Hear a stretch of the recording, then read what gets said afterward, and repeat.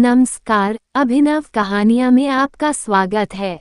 हमारी आज की कहानी है सच्चा धन। प्राचीन भारत के एक छोटे से गांव में एक किसान और उसकी पत्नी रहते थे। किसान का नाम रामू था और उसकी पत्नी का नाम सीता। वे दोनों बहुत मेहनती और ईमानदार थे, लेकिन उनकी जिंदगी मुश्किलों से भरी थी।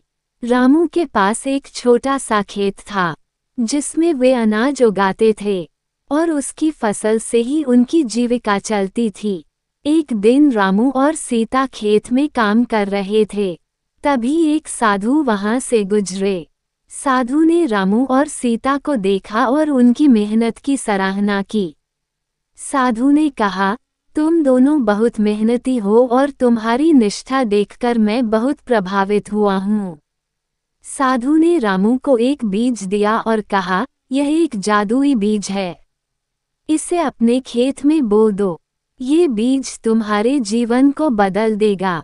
रामू और सीता ने साधु की बात मानी और उस जादुई बीज को अपने खेत में बो दिया।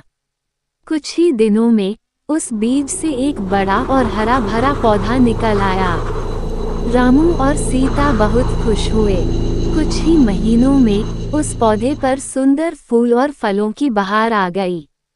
एक दिन जब रामू फसल काट रहा था तो उसने देखा कि एक छोटा सा तांबे का घड़ा मिट्टी में दबा हुआ है। रामू ने उसे उठाया और देखा कि घड़ा पूरी तरह से सोने के सिक्कों से भरा हुआ था। रामू और सीता ने मिलकर उस घड़े को निकाला और घर ले आए। सीता ने कहा, ये तो हमारे लिए वरदान है, अब हम गरीबी से मुक्त हो जाएंगे। रामू ने सोचा, हमें इस धन का उपयोग सोच समझकर करना चाहिए।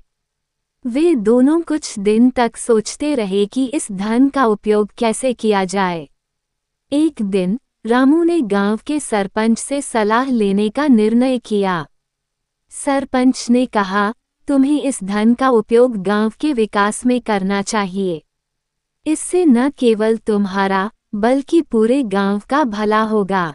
रामू और सीता ने सरपंच की बात मानी और उन्होंने धन का उपयोग गांव के विकास के लिए करना शुरू किया। उन्होंने एक स्कूल और एक अस्पताल बनवाया जिससे गांव के लोग शिक्षा और स्वास्थ्य सुविधाओं का लाभ उठा सकें। गांव के लोग रामू और सीता की प्रशंसा करने लगे। वे दोनों गांव के सबसे सम्मानित और प्रिय व्यक्ति बन गए। एक दिन वही साधु फिर से गांव में आए। रामू और सीता ने साधु को अपने घर बुलाया और उनके चरणों में गिरकर धन्यवाद दिया।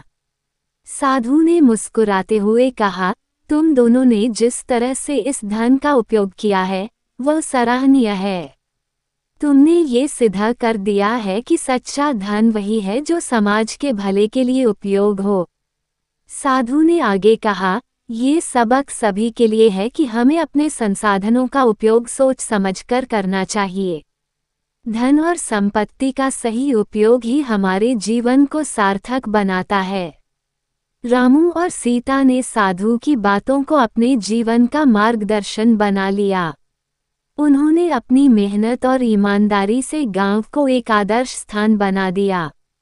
इस कहानी से हमें ये सीख मिलती है कि कठिन परिश्रम, साहस और संयम से न केवल हमारी जिंदगी में खुशहाली आ सकती है, बल्कि हम समाज में भी बदलाव ला सकते हैं। रामू और सीता की तरह ही हमें भी अपने संसाधनों का सही उपयोग करना चाहिए और समाज के भले के लिए कार्य करना चाहिए। यही सच्ची सफलता का मार्ग है। तो दोस्तों, आपको आज की कहानी कैसी लगी? लाइक और कमेंट करके जरूर बताएं। चैनल को सब्सक्राइब करना बिल्कुल न भूलें। तो मिलते हैं एक नई कहानी के साथ। बहुत बहुत धन्यवाद।